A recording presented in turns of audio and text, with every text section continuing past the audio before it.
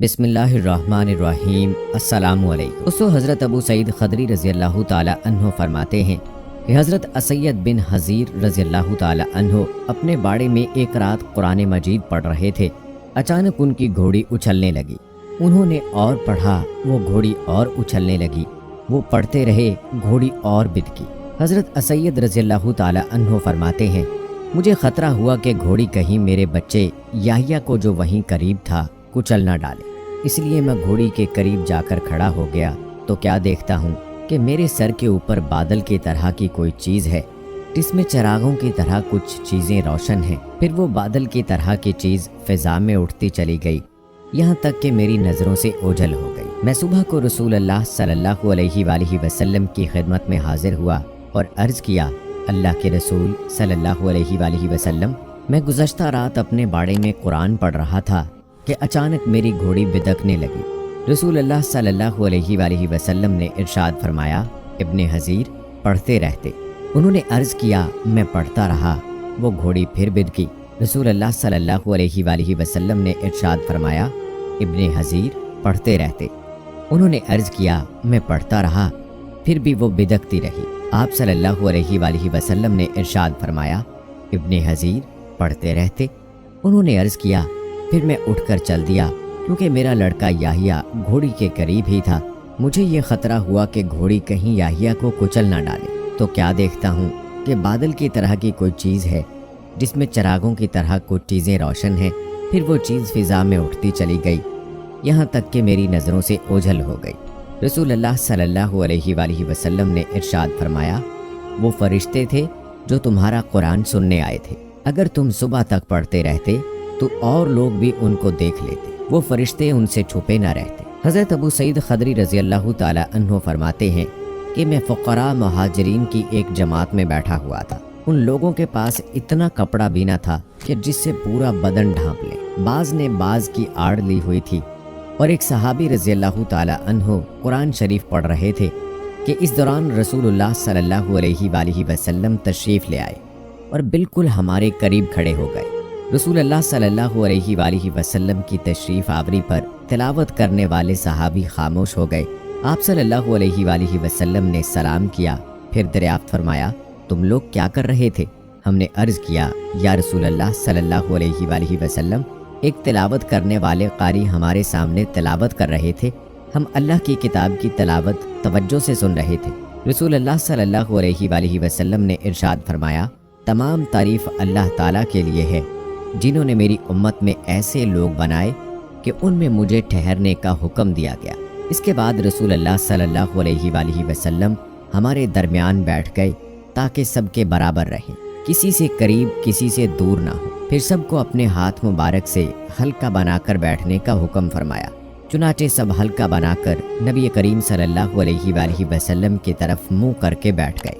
حضرت ابو سعید خدری رضی اللہ تعالی عنہ فرماتے ہیں، میں نے رسول اللہ صلی اللہ علیہ وآلہ وسلم کو دیکھا کہ آپ نے مجلس والوں میں میرے علاوہ کسی کو نہیں پہچانا۔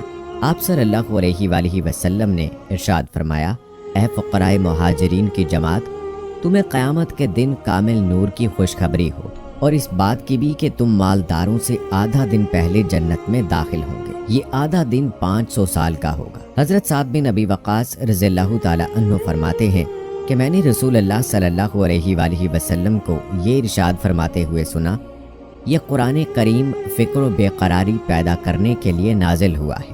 جب تم اسے پڑھو تو رویا کرو، اگر رونا نہ آئے تو رونے والوں جیسی شکل بنا لو، اور قرآن شریف کو اچھی آواز سے پڑھو، کیونکہ جو شخص اسے اچھی آواز سے نہ پڑھے وہ ہم میں سے نہیں ہے، یعنی ہماری کامل اتباع کرنے والوں میں سے نہیں ہے۔ حضرت برا رضی اللہ تعالی عنہ روایت کرتے ہیں کہ رسول اللہ صلی اللہ علیہ وآلہ وسلم نے ارشاد فرمایا، اچھی آواز سے قرآن شریف کو مزین کرو، کیونکہ اچھی آواز قرآن کریم کے حسن کو بڑھا دیتی ہے۔ حضرت عقبہ بن عامر رضی اللہ تعالی عنہ فرماتے ہیں کہ میں نے رسول اللہ صلی اللہ علیہ وآلہ وسلم کو یہ ارشاد فرماتے ہوئے سنا، قرآن کریم آواز سے پڑھنے والے کا ثواب اعلانیہ صدقہ کرنے والے کی طرح ہے، اور آہستہ پڑھنے والے کا ثواب چھپ کر صدقہ کرنے والے کی طرح ہے۔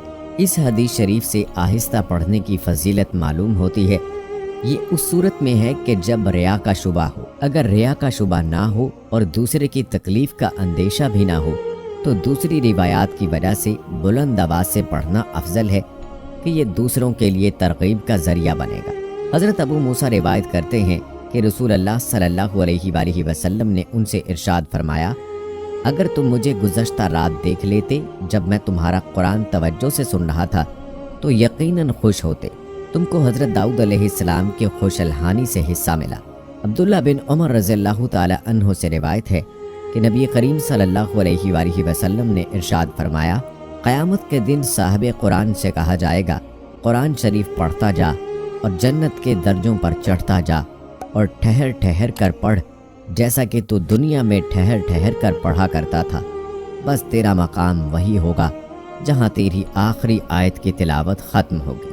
دوستو یاد رہے کہ صاحب قرآن سے حافظ قرآن یا کثرت سے تلاوت کرنے والا یا قرآن کریم پر تدبر کے ساتھ عمل کرنے والا مراد ہے۔ حضرت عائشہ صدیقہ رضی اللہ تعالی عنہا روایت کرتی ہیں کہ رسول اللہ صلی اللہ علیہ وآلہ وسلم نے ارشاد فرمایا، حافظ قرآن جسے یاد بھی خوب ہو اور پڑھتا بھی اچھا ہو، اس کا حشر قیامت میں ان معزز فرما بردار فرشتوں کے ساتھ ہوگا جو قرآن شریف کو لوح محفوظ سے نقل کرنے والے ہیں، اور جو شخص قرآن شریف کو اٹک اٹک کر پڑھتا ہے اور اس میں مشقت اٹھاتا ہے اس کے لیے دوہرا اجر ہے۔ اٹکنے والے سے مراد وہ حافظ ہے جسے قرآن شریف اچھی طرح یاد نہ ہو لیکن وہ یاد کرنے کی کوشش میں لگا رہتا ہو۔ نیز اس سے مراد وہ دیکھ کر پڑھنے والا بھی ہو سکتا ہے جو دیکھ کر پڑھنے میں بھی اٹکتا ہو لیکن صحیح پڑھنے کی کوشش کر رہا ہو۔ ایسے کے لیے دو اجر ہیں، ایک اجر تلاوت کا ہے، دوسرا اجر بار بار اٹکنے کی وجہ سے